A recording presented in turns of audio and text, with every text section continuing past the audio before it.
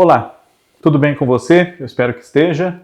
Eu sou o Fábio Costa e esse, como em todas as sextas-feiras, aqui no canal do Observatório da TV, é mais um Vale a Pena, o programa no qual nós rememoramos carreiras de artistas que já nos divertiram, nos emocionaram muito e ainda estão vivos para eventualmente até assistirem a essa homenagem que a gente faz aqui no nosso canal. Canal esse no qual eu peço sempre a você que se inscreva, ative as notificações para ficar por dentro dos conteúdos que a gente trouxer, né? E que relembro sempre também todas as semanas que você pode acompanhar os conteúdos do Grupo Observatório também na sua plataforma digital de áudio preferida, aquela do seu dia a dia para ouvir a sua musiquinha. Nesta sexta, nossa homenageada no Vale a Pena é Natália do Vale. Natália do Vale é Natália do Vale mesmo, de batismo, né? Ela se chama Maria Natália Ferreira do Vale e nasceu na capital do Rio de Janeiro, ela é carioca, né? Agora estamos perto do seu aniversário de 70 anos. Ela nasceu no dia 6 de março de 1951. Existe uma divergência em torno da idade da Natália do Vale, né? Algumas fontes dão 1953, por exemplo. Mas, anos atrás, numa edição especial chamada As Divas da TV, na revista Contigo, está lá essa informação de 1951. Então ficamos que ela, digamos assim, ela tem entre 68 e 70 anos por agora, em 2021. E ela é descendente de portugueses, né? A sua família veio para o Brasil em busca de condições melhores de vida, num contexto histórico favorável a esse tipo de mudança mais brusca, né? Mudar de país com a família. E a Natália já nasceu aqui no Brasil, né? Vivia no Rio, né? Vive ainda, e desde criança, desde jovem, ela queria ser atriz. Dizia que ia vencer como atriz, ser uma atriz famosa, consagrada, e lutou para isso, né? Quando chegou a época de estudar a transição da adolescência para a vida adulta, ela ingressou na Faculdade de Filosofia, já aqui em São Paulo, né? Formou-se na Universidade de São Paulo em Filosofia e começou a dar aulas em cursinhos de pré-vestibular para se sustentar e também para poder se aventurar justamente no seu propósito de se tornar atriz e fazer teatro amador, né?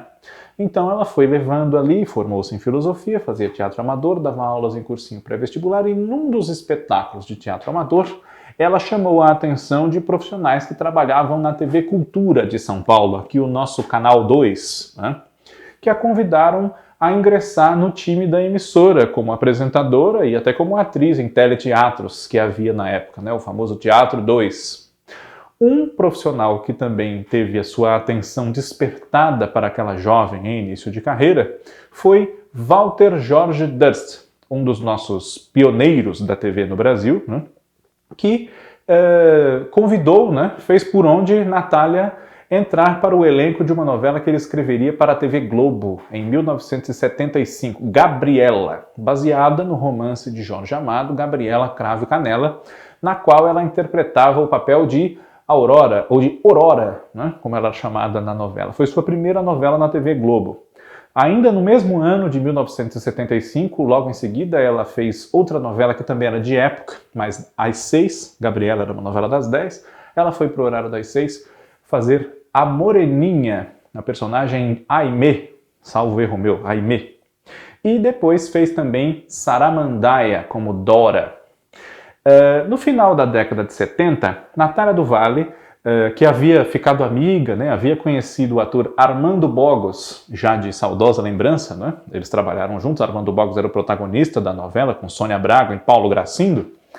Ele a convidou a fazer uma peça com ele e com Lima Duarte, Bonifácio Bilhões, né? E lá foram eles excursionar com essa peça, inclusive na época eles fizeram uma temporada do espetáculo em Portugal. Voltando dessa temporada em várias praças com Bonifácio Bilhões, Natália do Vale entrou no elenco da novela Água Viva, de Gilberto Braga, em 1980. Seu papel era da Márcia, uma moça que tinha mania de grandeza, queria subir na vida, vivia de glórias do passado da sua família e era casada com um rapaz pobre, professor de história que lutava para sobreviver e era oprimido, espizinhado por uma sogra, né, que era a Lourdes Mesquita, papel da Beatriz Segal. Esse rapaz era o Edir, personagem do Cláudio Cavalcanti. E essa personagem da Natália e o do Cláudio, né, a Márcia e o Edir, eles fizeram muito sucesso em Água Viva. Os espectadores da novela se lembram muito deles e têm bastante carinho por esse casal, que se amava muito, mas tinha diferenças, crises ali, pontos de contato que se estranhavam, apesar do grande amor que havia entre a Márcia e o Edir. E o sucesso popular dessa personagem foi tanto, aliado ao talento e à beleza da Natália, que ainda hoje já é uma senhora, né, continua muito bonita, que em 1981, apenas com uma novela de diferença, né, tivemos Água Viva, depois Coração Alado, e aí em 1981 ela já virou a protagonista, né, ou uma das, da novela de Manuel Carlos, do horário nobre da TV Globo, Baila Comigo. Aí ela interpretava a Lúcia, filha de Caio, que era o Carlos Zara, né, e filha de Silvia, Fernanda Montenegro, e que fazia par com um dos irmãos gêmeos interpretados pelo Tony Ramos, no caso, o Quinzinho, né, o pobre entre eles. O outro era rico, João Victor, havia sido criado por um pai milionário, Joaquim Gama, que era o Raul Cortez, né. Depois disso, ela retomou seu par romântico com Cláudio Cavalcanti, em 1982, na novela Sétimo Sentido, de Janete Claire, né? Agora como a Sandra Rivoredo, e ele era o Danilo, né? Os dois também tinham diferenças entre eles que atrapalhavam a plenitude da felicidade do casal. Tem uma cena longuíssima de aparação de arestas desse relacionamento no final da novela, né? Mas é um casal também lembrado com carinho pelos espectadores dessa época, o Danilo e a Sandra.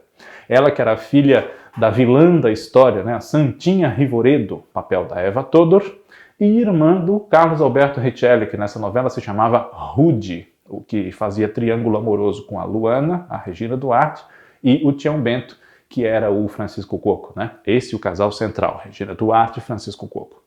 Depois disso, ainda em 1982, ela viveria outra protagonista, entre o fim de 82 e começo de 83, a Débora, na novela Final Feliz, de Ivani Ribeiro, que foi a única novela inédita escrita por Ivani Ribeiro na TV Globo, embora tenha passado lá 13 anos contratada, né, até a sua morte, em 1995. As outras todas foram remakes de obras antigas da autora, e uma inédita que ela havia criado estreou já com ela falecida, né, que foi Quem é Você, em 1996. Débora era uma moça geniosa, mimada, e isso atrapalhava também a sua felicidade ao lado do Rodrigo, que era o José Wilker, né?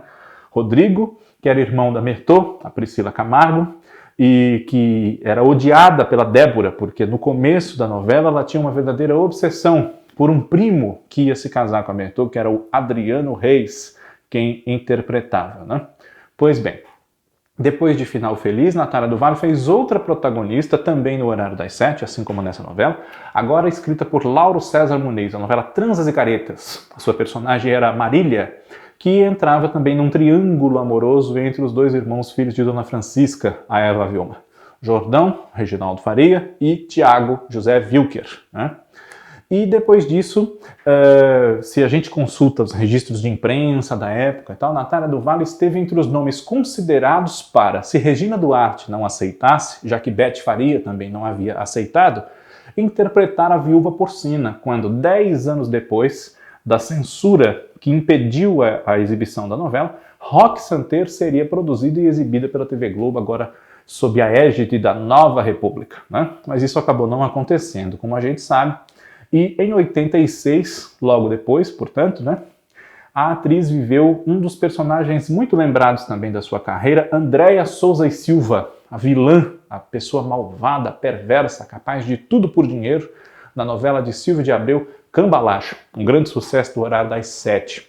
E em 87, lá foi ela fazer um outro papel que inicialmente não era para ela, e sim para Glória Menezes, né? Na novela O Outro, de Agnaldo Silva, onde ela viveu a Laura Della Santa, esposa do Paulo, que era o Francisco Coco, né? Logo depois, a atriz fez Suzane Weber, Que Rei Sou Eu, de Cassiano Gabos Mendes, no ano de 89, né, que sofria num casamento infeliz com o pérfido, malvadíssimo conselheiro Vanoli Berval, que era o Jorge Doria, né? Ela foi perdida pelo pai, o senhor Roger, o Fábio Sabag, numa aposta para o conselheiro Vanoli, claro que uma aposta na qual ele trapaceou para ganhá-la, né? E era apaixonada pelo Jean-Pierre, um revolucionário lá do reino de Avilan, papel do Edson Celulari. No começo dos anos 90, a atriz dedica-se a uma longa temporada de teatro, especialmente com um espetáculo cujo texto de grande sucesso, né, foi assinado por Miguel Falabella e depois virou filme, A Partilha. Né? Ela fez com Arlete Salles e Suzana Vieira uma longa temporada dessa peça. E em 1993 voltou às novelas, protagonizando com Tony Ramos a novela de Antônio Calmon, Olho no Olho. Ao longo da década, ela teve outros personagens, agora já fazendo o papel de mulher madura, mãe de personagens jovens, né, mas que ainda podiam ir em busca da felicidade no amor, como foi o caso da Helena Ribeiro, a bonitona do Morumbi, de A Próxima Vítima, né? Ou da Lúcia Prado, em Torre de Babel, duas novelas do Silvio de Abreu, uma de 95 e outra de 98, né? Entre uma e outra, ela fez a Julia Schneider, uma vilã, né, na novela O Amor Está no Ar, de Alcides Nogueira, novela das 6 na TV Globo. E no ano 2000, a atriz viveu Dona Dulce, na minissérie Aquarela do Brasil, de Lauro César Muniz. Dona Dulce, que era traída pelo marido dela, o Armando Odilon Wagner, o dono da Rádio Carioca, né? Com a vedete, né? A estrela da noite, a Velma, que era a Ângela Vieira. Nos anos 2000, a atriz se reencontrou com o Manuel Carlos na televisão. Né? Ela já havia feito com ele Baila Comigo, lá em 1981, e em 2003 ela fez novamente uma novela dele, Mulheres Apaixonadas, que nós podemos ver agora no canal Viva. Né? Seu papel era o de Silvia, uma mulher infeliz no casamento. Ela não amava mais o marido dela, que era o Paulo Figueiredo, que fazia o Afrânio. Era a mãe da Marina, que era a Paloma Duarte, né? E a determinada altura da novela ela começa a viver uma aventura paralela fora do casamento com o namorado da empregada. Né? A empregada dela se chamava Shirley, interpretada pela Renata Pitanga. O namorado não, o noivo. Né? E ela começa a sair com esse rapaz, o taxista Caetano, que era o Paulo Coronato. Ele, inclusive, casado. Né? Ele enganava as duas, porque ele era casado com a líder da secretaria da escola que havia na trama, a Rosinha, personagem da Guilhermina Guinle. Né? Ainda com Manuel Carlos, nos anos 2000, Natália do Vale fez Carmen em Páginas da Vida, no ano de 2006, e Ingrid, de Viver a Vida, em 2009. Ingrid, que era mãe dos gêmeos, o Jorge e o Miguel, né? Que era o Matheus Solano. Eu sempre falo Jorge e Matheus. Jorge e Miguel, que era o Matheus Solano. Ainda nessa década, ela viveu Júlia em Negócio da China, uma parceria novamente aí com o Miguel Falabella, que era o autor dessa novela, e em 2004 foi protagonista com Marcos Paulo, também de saudosa lembrança, da novela de Antônio Calmon e Elizabeth Gin, Começar de Novo, né? Que na época teve alguns problemas de condução, de repercussão, mas que tinha uma história bonita, que com alguns ajustes na própria época, feitos de outra forma, talvez hoje tivesse melhor lembrança na cabeça dos noveleiros, mas não é uma porcaria que muita gente fala por aí que foi não, viu? E nos últimos anos, a atriz tem continuado a fazer novelas, né? A sua presença na televisão sempre foi bastante intensa, apesar dessas pausas para fazer teatro e também para fazer cinema, como nos anos 80 foi o caso de Pra Frente Brasil, que ela fez com Antônio Fagundes, Cláudio Mazzi, Carlos Zara, entre outros, né? Filme de Roberto Farias. E com Reginaldo Faria, claro, que fazia esse filme no papel principal, né? Nos últimos anos, a atriz também participou de novelas como Em Família, no papel de Chica. Recentemente foi Beatriz em A Dona do Pedaço, Kiki em Os Dias Eram Assim, né? E tem aparecido sempre, né? Com o Valcir Carrasco já havia feito uma pequena participação como a Baronesa dos Goitacazes, no iniciozinho de Eta Mundo Bom. A mãe da dona Anastácia, que na fase ali do passado em que elas aparecem é a Natália Dill, e depois nós vemos mais como a Eliane Giardini, não é? E segue com uma legião de fãs que a adoram, torcem para vê-la, né? Recentemente ela também fez Salve Jorge, de Glória Pérez, a Aida, se eu não me engano, era o nome da personagem, né? Foi a Wanda, em Insensato Coração, mãe do Léo, o Gabriel Braga Nunes, e do Pedro, o Heriberto Leão, né? Aquela mãe totalmente cega, ou que se fazia de cega, ao péssimo caráter desse filho preferido dela, o Léo, né? Tanto que chega a matar, no final da novela, a dona Norma, que era a Glória Pires, que poderia prejudicar esse filho tão amado, né? Jogou no lixo o casamento dela com o Raul, que era o Antônio Fagundes, né?